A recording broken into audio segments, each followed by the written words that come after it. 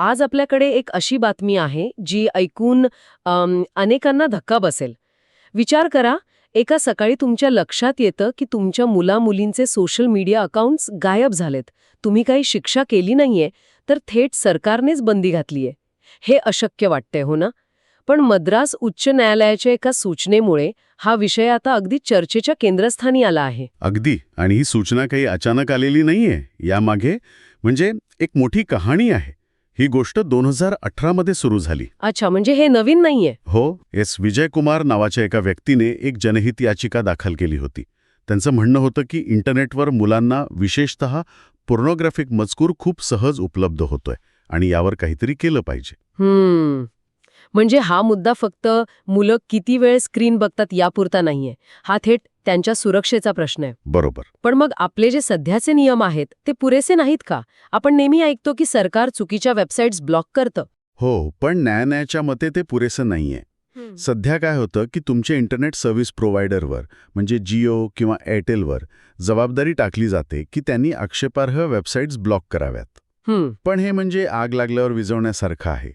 Information technology rules 2021 नुसार कारवाई होते, पण तोपर्यंत तो मजकूर पोचायचा तिथे पोचलेला असतो. आणि इथेच मला वाटतं त्या ऑस्ट्रेलियाच्या कायद्याचा उल्लेख येतो, बरोबर? अगदी बरोबर.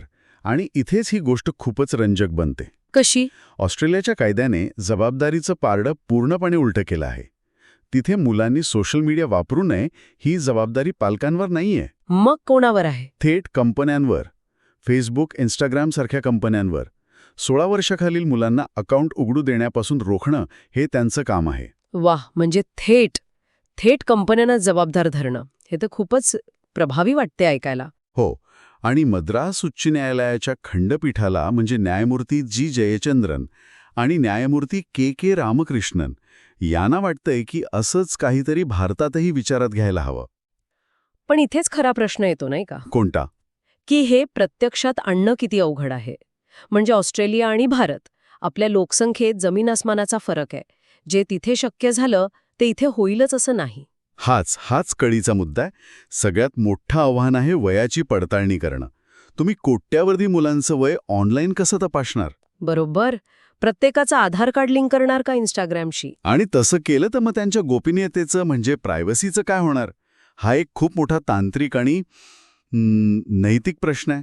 आणि याच्याही पुढे जाऊन एक विचार येतो मनात की संरक्षणाच्या नावाखाली आपण मुलांचं स्वातंत्र्य तर नाही हिरावून घेत आहोत. कारण आज इंटरनेट म्हणजे फक्त मनोरंजन नाही राहिलंय. हो, ते शिकण्याचं आणि जगाशी जोडलं जाण्याचं एक माध्यम आहे. अगदी. हीच ती तारेवरची कसरत आहे. एका बाजूला मुलांना चाइल्ड सेक्शुअल अब्यूज मटेरियल सारख्या भयंकर गोष्टींपासून वाचवणं अत्यंत गरजेचं आहे. पण दुसऱ्या बाजूला अशा देशव्यापी बंदीमुळे त्यांच्या डिजिटल साक्षरतेवर आणि सामाजिक विकासावर काय परिणाम होईल याचं उत्तर इतकं सोपं नाहीये.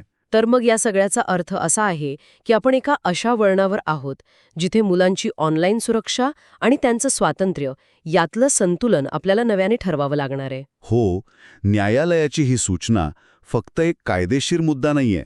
हा आपल्या सगळ्यांसाठी विचार करायला लावणारा एक प्रश्न आहे. मुलांच्या सुरक्षेची अंतिम जबाबदारी नक्की कोणाची? पालकांची, सरकारची, की त्या अब्जावधी डॉलर्स कमवणाऱ्या सोशल मीडिया कंपन्यांची? या प्रश्नाचं उत्तरच आपल्या भविष्याची दिशा ठरवेल.